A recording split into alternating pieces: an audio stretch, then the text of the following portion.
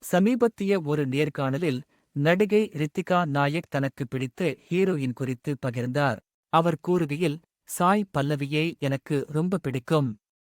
அவர் நடித்த பிடாவை பார்த்த பிறகு எனக்கு ரொம்ப பிடித்துவிட்டது. அவர்தான் எனக்கு இன்ஸ்பிரேஷன் என்றார். நடிகர் தேஜா சஜ்ஜாவின் புதிய திரைப்படமான மிராய் தெலுங்கு சினிமாவில் மிகவும் எதிர்பார்க்கப்படும் படங்களில் ஒன்றாகும்.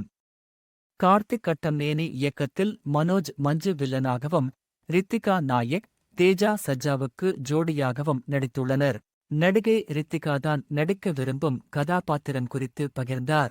அவர் கூறுகையில், எல்லா விதமான கதாபாத்திரங்களிலும் நடிக்க ஆசைப்படுகிறேன்.